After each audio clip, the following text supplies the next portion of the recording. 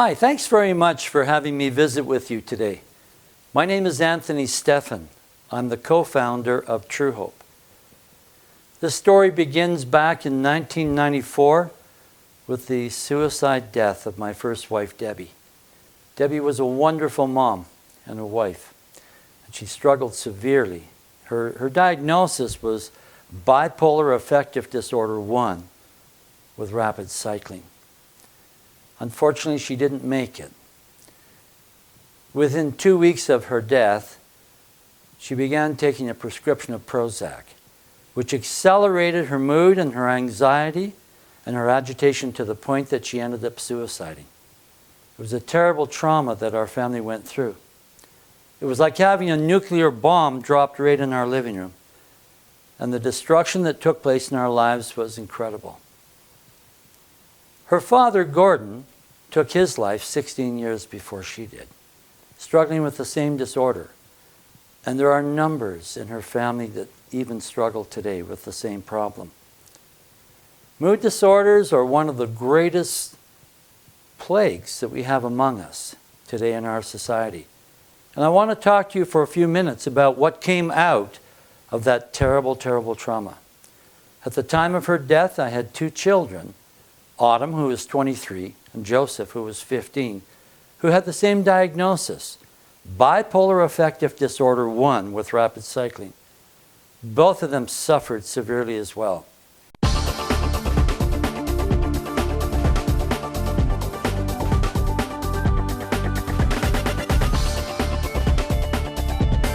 You are watching Discovery Health Channel. You know, I was quite certain that I could kill almost anyone.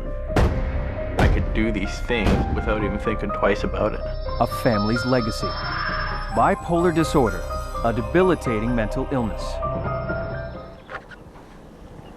By January of 1996, Tony Stephan was at his wit's end. His wife had committed suicide after a decade-long battle with bipolar disorder. Then his daughter and son were diagnosed with the same disease. 15-year-old Joe was tormented, too, by suicidal thoughts. I was always quite certain that I would never make it through, to next summer or to the beginning of school again, stuff like that. I was always expected, I kind of expected myself to be dead by then. And Joseph was dangerous. He was obsessed with knives. I was very paranoid of being attacked by, government kind of things, SWAT teams and stuff. So I would stockpile just about any kind of weapon I could get my hands on. Knives, even rifles, just about anything that I could maim or destroy. I would have piled away somewhere. When I saw him in early April of 1995, there were a lot of concerns about Joe and his family. His family was actually quite terrified of him, and he was delusional at times. Joe had verbally threatened to kill his siblings and his stepmother several times. I felt at this time that he was definitely bipolar. I prescribed lithium in April of 1995. There was some concern about his compliance with medication of lithium. That was just a horrendous feeling. I hated that. Whenever I would take that, I would get the shakes and just feel so crappy. Like it made me feel not all there, like physically. I just didn't feel good at all. I would just get all dark and dingy. I was quite certain that I could kill almost anyone or anything. It even scared myself that I could do these things without even thinking twice about it. For me, it took on a form of confusion, first of all, and just sort of scatterbrain behavior. By the end of grade 12, I couldn't tell time on a conventional clock. Like other bipolar patients, Autumn became paranoid, delusional, and violent.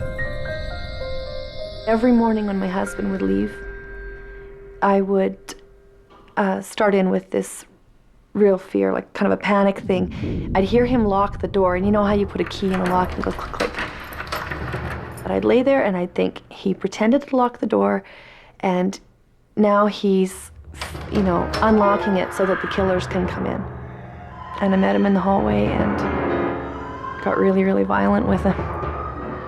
I thought I was demonic. Like I would be really afraid of reflective glass and mirrors and things.